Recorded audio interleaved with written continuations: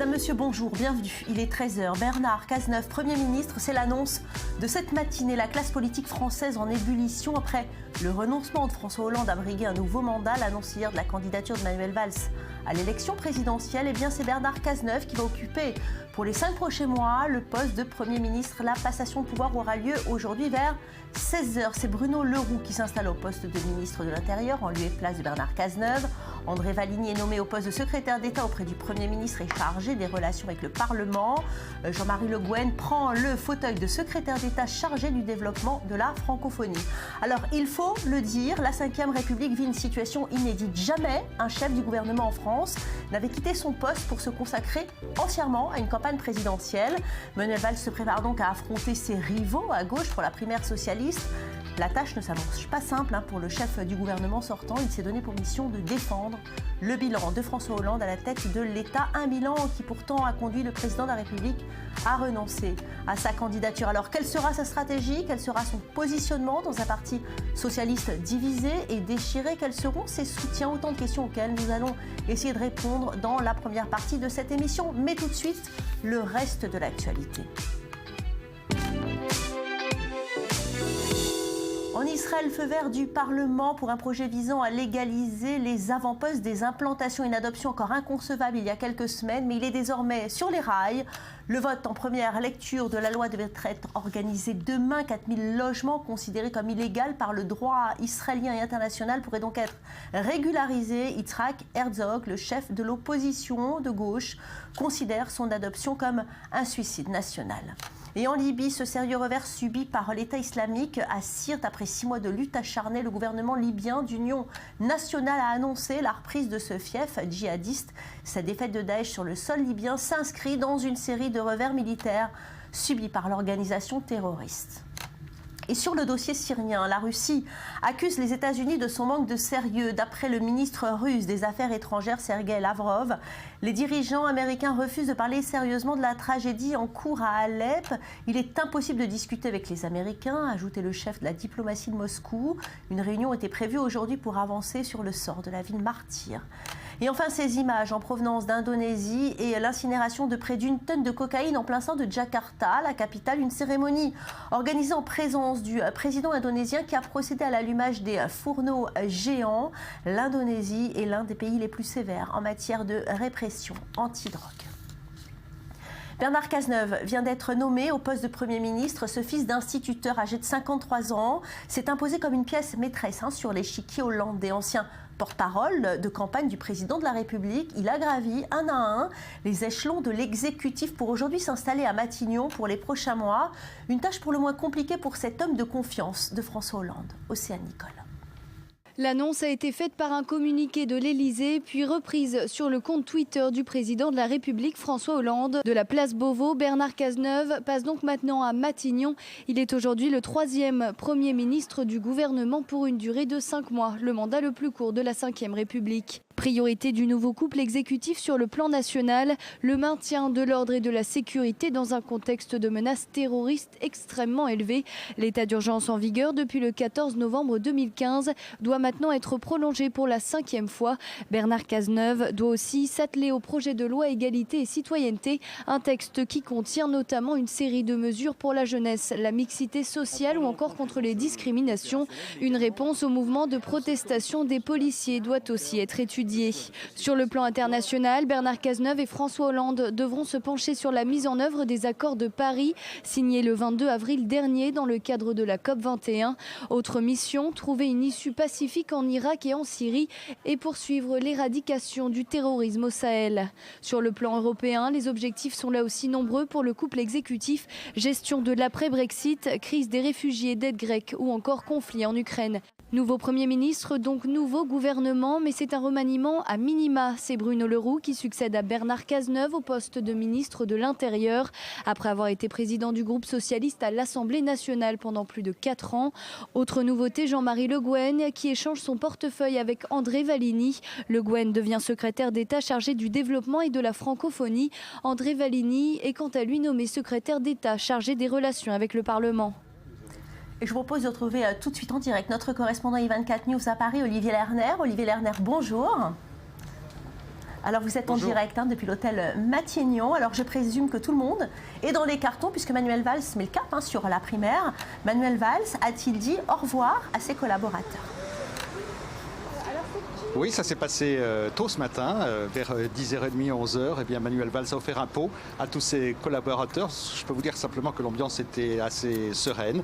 Manuel Valls avait le sourire, exactement comme hier soir à Évry, lorsqu'il a annoncé sa candidature à la présidentielle. Manuel Valls, le sourire aux lèvres. À Matignon, est-ce qu'on est content que le successeur de Manuel Valls soit Bernard Cazeneuve? Alors oui, à Matignon, bien sûr, on voit arriver un ministre qui sait écouter, qui sait bien parler, qui bénéficie d'une véritable cote de confiance et une belle cote de popularité parmi l'opinion publique. C'est un homme qui rassemble autour de lui. Il a d'ailleurs, on l'a remarqué ce matin, les louanges bien sûr de la gauche, mais également une bonne partie des députés et d'anciens ministres de droite saluent son arrivée à l'hôtel Matignon. Alors ce choix de Bernard Cazeneuve qui était finalement dans la shortlist, c'était le premier choix de François Hollande finalement, son visage évoque la sécurité en France. La priorité de François Hollande, Olivier Lerner, c'est la sécurité? Oui, bien sûr, incontournable. Bernard Cazeneuve sur les questions de sécurité, on l'a vu au premier plan sur tous les fronts de la lutte antiterroriste ces derniers mois. C'est vraiment lui qui a géré le dossier de l'état d'urgence en France. C'est lui aussi qui est allé auprès des familles et qui a su écouter et parler devant ces familles de victimes. Il faut le dire en tout cas, Olivier, c'est un CDD pour Bernard Cazeneuve. Ce sera le mandat le plus court en tant que Premier ministre, après celui d'Édith Cresson. Édith Cresson, c'était dans les années 91-92. À l'époque, François Mitterrand avait fait un coup, puisque personne n'attendait Édith Cresson à ce poste-là. D'ailleurs, la rumeur, ces derniers jours à Paris, a circulé. On parlait de Najat Vallaud-Belkacem ou de Marisol Touraine. Non, François Hollande, lui, n'a pas osé. Donc, en tout cas, ce dernier mandat, ces 5 derniers mois pour Bernard Cazeneuve, oui, ça va s'arrêter en mai prochain. Mais Bernard Cazeneuve n'a pas d'autres ambitions politiques, donc pour lui, il n'y a pas de problème. Il pourra mettre sur sa prochaine carte de visite, une carte d'avocat qu'il va retrouver. Bernard Cazeneuve, avocat à la Cour, ancien Premier ministre. Et ça fait chic. Merci beaucoup, Olivier Lerner.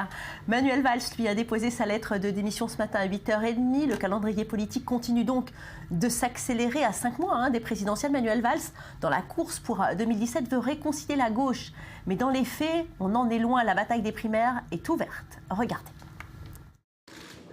35 minutes d'entretien pour clôturer 2 ans et demi de collaboration. Officiellement candidat à la présidentielle, Manuel Valls a remis sa démission à François Hollande. Le chef de l'État a raccompagné son ancien Premier ministre sur le perron de l'Élysée avant de lui serrer la main brièvement. Une configuration quasi inédite qui n'a pas manqué de provoquer des réactions au sein de la classe politique. Entre malaise et agacement, à gauche, les réactions sont divisées. Une bonne partie des socialistes se montrent réticents à l'idée de soutenir un homme jugé trop à droite pour le parti. Quelle que soit la sincérité des intentions du candidat Manuel Valls, ces intentions de candidat contredisent ses actes de Premier ministre. Réaction similaire pour Arnaud Montebourg. Manuel Valls, candidat, a prononcé un discours d'opposant à sa propre politique. Il a prétendu renouer avec le dialogue social, il a fait la loi travail. Il a prétendu respecter la démocratie, il a gouverné avec des 49-3. Et il est maintenant le premier défenseur de l'unité de la gauche, alors qu'il a théorisé les gauches irréconciliables. La théorie des gauches irréconciliables, une déclaration qui aujourd'hui coûte à Manuel Valls. Même s'il n'appartient pas au Parti socialiste, Emmanuel Macron, un autre rival potentiel de l'ancien Premier ministre, l'attaque sur sa capacité de rassemblement. Comme je l'ai dit tout à l'heure, je ne vais pas ici faire de commentaires de politique nationale. Je n'ai pour ma part jamais dit qu'il y avait deux gauches irréconciliables. À gauche, les frondeurs socialistes, candidats à la primaire, envisageraient même de former une alliance pour faire barrage à l'ancien Premier ministre. En tête dans les sondages d'opinion, Manuel Valls devient l'homme à abattre pour ses rivaux de la primaire de la gauche. Et nous retrouvons par Skype tout de suite Michel Thommann. Michel Thommann, bonjour. Alors demain, est-ce que Bernard Cazeneuve sera assis en face du chef de l'État pour le Conseil des ministres ? Oui, c'est évident. C'est un nouveau gouvernement qui s'installe. Un gouvernement qui ne va durer que 5 mois. Ce sera le plus court gouvernement de la Ve République, après celui de Édith Cresson, qui avait duré 10 mois entre 91 et 92, et celui de Maurice Couve de Murville à la fin du règne du général de Gaulle, qui avait duré 11 mois entre 68 et 69. Donc c'est évidemment un gouvernement de transition, et je crois que les choses ont été menées assez sagement. À la fois, on a choisi un homme qui lui-même n'a plus d'ambition politique, Olivier Lerner l'a dit à l'instant, il va se retirer de la vie politique, et quelqu'un qui est dans la ligne du président de la République, qui est un fidèle, et surtout quelqu'un qui a fait ses preuves au ministère de l'Intérieur. Et je crois qu'il faut souligner l'importance du régalien aujourd'hui pour les socialistes. C'est vrai que les socialistes ne font pas des étincelles sur le plan social. Par contre, on leur reconnaît à l'intérieur, à la défense, dans les affaires étrangères, on leur reconnaît une compétence, et c'est une tradition, puisque sous Mitterrand, sous Jospin, on a eu des grands ministres de l'Intérieur qui étaient reconnus, que ce soit Pierre Jox, Jean-Pierre Chevènement. Donc les socialistes font preuve de leur capacité dans le régalien, et maintenant, être ministre de l'Intérieur, c'est presque la voie royale pour être Premier ministre, puisque Manuel Valls, avant d'être Premier ministre, avait été ministre de l'Intérieur, mais je crois aussi qu'il faut souligner que le contexte des événements terroristes, le contexte du terrorisme auquel la France est confrontée depuis 2 ans, a donné finalement une importance à Bernard Cazeneuve et lui a permis de gagner ses galons. En tous les cas, c'était un jeu de chaises musical ce matin. Ça a été très vite. Un remaniement à minima quand même, Michel Tobmann, hein? Oui, un remaniement à minima, mais je disais, c'était important de faire ça rapidement parce que on a connu dans le passé parfois des remaniements qui duraient 24 heures, 48 heures. Je me souviens en tant que journaliste d'avoir attendu dans le froid, je crois que c'était la nomination de Dominique de Villepin après Jean-Pierre Raffarin. Et quand on sent que le président hésite, quand on sent qu'on a du mal à trouver les ministres, qu'il y a des rumeurs qui courent, ça fait très mauvais effet. Et c'est vrai que je dirais que la dernière partie du quinquennat de François Hollande est pour l'instant un sans faute. Il a réussi sa déclaration de renoncement l'autre jour, et il a réussi le changement de Premier ministre. Voilà, pour l'instant. Et d'ailleurs, les sondages sont bien meilleurs aujourd'hui pour François Hollande que la semaine dernière. Alors en tout cas, c'est Bruno Le Roux qui intègre l'Intérieur, place Beauvau, après des années de parlementaire. Une forme de récompense pour lui. Pensez-vous qu'il sera à la hauteur? On est encore en état d'urgence en France, c'est bientôt les fêtes de Noël, et on craint, Michel Tobmann, des attentats. Écoutez, c'est vrai que Bruno Le Roux n'a pas d'expérience comme ministre de l'Intérieur. Il a une grande expérience politique. C'est un fidèle de François Hollande. C'était le patron des députés socialistes. Et vous savez, il a dû mater les frondeurs. Ça n'a pas été facile. C'est pas facile d'être le chef du groupe socialiste dans une période comme celle-là où le gouvernement a été contesté comme jamais. En même temps, disons les choses franchement, Bernard Cazeneuve, en tant que Premier ministre, gardera un œil, et peut-être 2, sur le ministère de l'Intérieur. Comme les 2 hommes s'entendent bien, ce qui est important, c'est que au poste clé, on ait des hommes qui s'entendent bien. Bruno Le Roux, Bernard Cazeneuve, le président de la République, Jean-Yves Le Drian, à la Défense. Donc voilà, c'est l'essentiel. Mais c'est vrai que Bruno Le Roux va apprendre le métier avec comme professeur Bernard Cazeneuve. Manuel Valls, qui est aujourd'hui un homme libre, libre de toute tutelle présidentielle, libre de s'exprimer, en tout cas à voix haute, de son ambition élyséenne. Et cette ambition n'aura surpris personne, car Manuel Valls en rêve depuis si longtemps. Léa Berdugo. Il pensait devoir attendre 2022 pour assouvir ses ambitions présidentielles, mais le renoncement de François Hollande a bouleversé son agenda. À 54 ans, l'ambitieux Manuel Valls se lance dans la course à l'Élysée. Considéré comme un briseur de tabous, un iconoclaste, il fait ses armes à la mairie d'Évry, qu'il dirigera pendant plus de 10 ans et fait de la sécurité le maître mot de sa politique. Manuel Valls s'attire les foudres d'une certaine partie de la gauche lorsqu'en 2007, il souhaite changer le nom du Parti socialiste. Défenseur d'une révolution sécuritaire, il hérite du ministère de l'Intérieur en 2012. Après la débâcle des municipales en 2014, il parvient à accéder à Matignon et remplace le fidèle hollandais Jean-Marc Ayrault. Son arrivée à la tête du gouvernement précipite le départ des écologistes et marque la rupture avec certains membres du PS. C'est le début des frondeurs. Quelques mois plus tard, il affiche un discours aux accents libéraux. Défenseur d'un socialisme moderne, il reçoit une standing ovation des patrons du MEDEF après avoir lancé un « J'aime l'entreprise ». Une politique pro-entreprise lourde de conséquences. À la rentrée 2014, Benoît Hamon et Arnaud Montebourg claquent la porte du gouvernement. Le divorce est consommé lorsque le gouvernement engage à 2 reprises l'article 49.3 pour faire passer en force la loi travail. Janvier 2015, les attentats qui frappent la France entraînent un revirement de la politique gouvernementale. Manuel Valls instaure l'état d'urgence. À une situation exceptionnelle, doivent répondre des mesures exceptionnelles. Mais je le dis aussi avec la même force, jamais des mesures d'exception qui dérogeraient aux principes du droit et des valeurs. C'est avec ce bilan gouvernemental que Manuel Valls va faire campagne. Une campagne hors de Matignon pour ne pas reproduire les échecs de Jacques Chirac et de Lionel Jospin. Bonjour Jonathan Serrero. Jusqu'à quelle date Manuel Valls a-t-il pour obtenir ses parrainages ? Eh bien, après avoir brisé les chaînes de Matignon et aussi annoncé sa candidature à la primaire socialiste, Manuel Valls a noté cette date importante dans son calendrier, le 15 décembre, à savoir la date finale pour déposer sa liste de parrainages. Alors, il les aura, les parrainages, ça, on n'en doute pas, mais ce qui très intéressant de remarquer, c'est la liste de ses soutiens. Ça donnera un indice sur l'identité de ses soutiens et la tendance aussi. On va savoir sur qui il peut compter. Sur qui il peut compter, oui. Et on va retourner à Paris par Skype où Michel Tobman est toujours avec nous. Alors Michel Tobman, le prochain déplacement de Manuel Valls c'est donc demain. Il va se rendre dans le Doubs.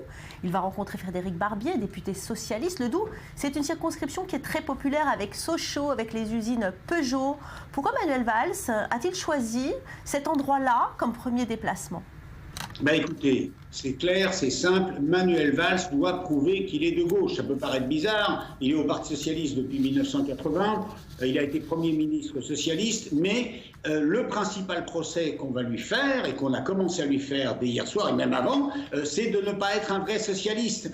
C'est d'être un homme qui aime le business, qui aime l'entreprise, qui est plus à l'aise avec les patrons qu'avec les ouvriers. Donc il va y aller, il va montrer que lui, il sait parler aussi aux ouvriers. Et puis surtout, il va falloir qu'il démontre. Il va falloir qu'il démontre que les solutions qu'il propose, notamment des solutions qui sont plutôt social-libérales, peuvent permettre d'apporter une amélioration à la vie quotidienne et à la condition des ouvriers, des employés, de ce qui a été longtemps la base sociale de la gauche et de ce qui lui a aujourd'hui échappé, en grande partie pour aller vers le Front National. Alors, aller dans le Doubs, demain, c'est totalement cohérent avec la première image qu'il a voulu donner hier dans sa circonscription d'Évry, dans sa ville d'Évry, qui est une ville de banlieue, une ville populaire, entourée donc de gens qui représentaient l'arc-en-ciel sociologique, ethnique, religieux de ce qu'est la France d'aujourd'hui. Et je crois que Valls, il ne va pas ménager les messages pour montrer son ancrage à gauche,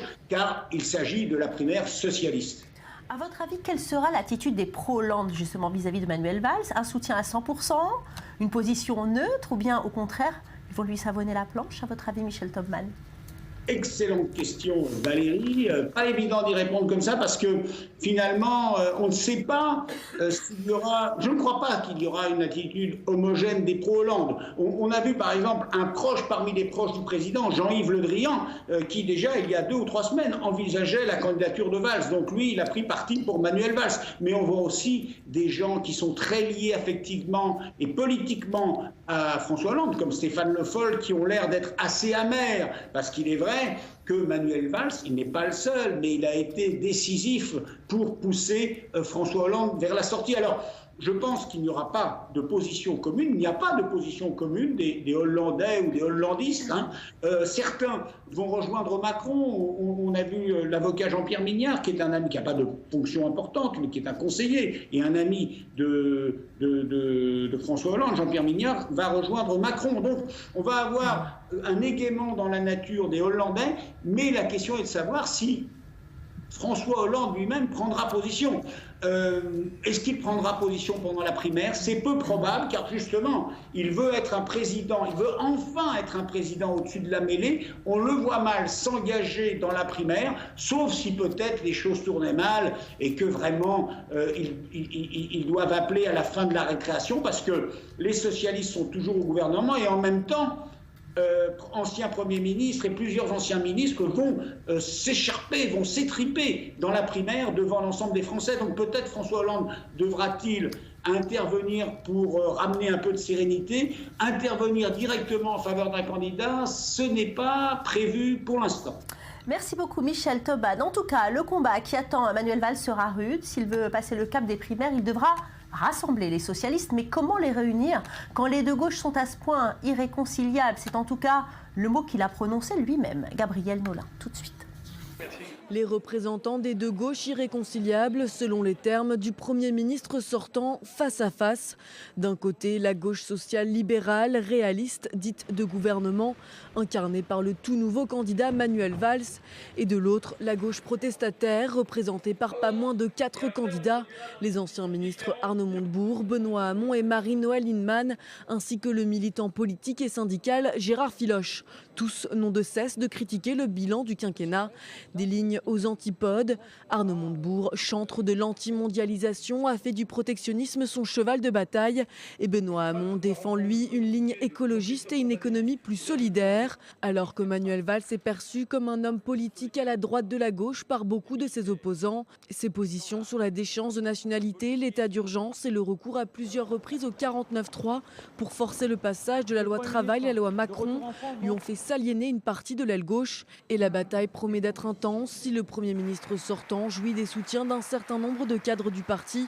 Il n'apparaît pas comme un candidat naturel pour beaucoup de socialistes qui lui reprochent également d'avoir précipité la chute de François Hollande. Une ligne tout sauf Valls serait même en train d'être élaborée par des membres de la gauche. Les frondeurs ont déjà annoncé leur soutien à Arnaud Montebourg et les noms de Marisol Touraine, Najat Vallaud-Belkacem ou Christiane Taubira commencent à être avancés pour contrer Manuel Valls. Mais l'ancien chef du gouvernement sait qu'il doit rassembler pour gagner la primaire et déjà il recentre son discours et se présidentialise. Il dénonce désormais les dégâts de la mondialisation et s'adresse aux classes populaires comme il l'a fait dans une tribune des Échos parue le 23 novembre. Reste à savoir si la stratégie va être payante ou si elle risque de renforcer les divisions au sein du parti. Et nous sommes en ligne avec Gérard Grunberg, politologue à Sciences Po. Bonjour. Merci d'avoir accepté de répondre aux questions d'I24 News. Alors, le quinquennat de François Hollande a été marqué par le départ de ministres en rupture de banc avec des orientations socio-libérales choisies par le président de la République, un camp de frondeurs qui s'est formé à l'Assemblée. Il y a eu un certain point sur les différents votes menés par la majorité, tant et si bien qu'aujourd'hui on se demande quel est le rapport entre de force entre ces deux camps, celui des frondeurs et celui des sociaux-démocrates. Écoutez, les dissensions sont toujours aussi importantes. Simplement, quand Manuel Valls a fait son discours pour présenter sa candidature à la primaire, il a dit à l'élection présidentielle, mais en fait c'est à la primaire socialiste, il a essayé de gommer très fortement les différences entre la gauche du parti, ou même surtout le centre du parti, et ce qu'il avait dit hier. Donc, au fond, je crois que les dissensions sont toujours là, sont toujours aussi importantes, mais à tort ou à raison, à mon avis à tort, il essaye de les gommer pour être accepté par une majorité du parti. Mais est-ce que vous êtes favorable à l'ouverture des primaires à des personnalités comme Jean-Luc Mélenchon, bien Emmanuel Macron, même si on exprimé leur refus, ça permettrait quand même d'opérer la synthèse de ce qu'est vraiment la gauche? Mais pourquoi voulez-vous faire une synthèse entre des gens qui sont d'accord sur rien? Parce que peut-être que ça donnerait plus de chances à la gauche de l'emporter. Mais ça veut dire quoi la gauche aujourd'hui? Est-ce que vous croyez que Macron et Mélenchon c'est la même gauche? Oui, mais enfin, est-ce que vous pensez que Manuel Valls va être capable d'opérer cette synthèse et finalement d'être l'homme de l'unité? Très difficilement, parce que non seulement la gauche, mais le centre du parti estime qu'il est beaucoup trop libéral, beaucoup trop à droite.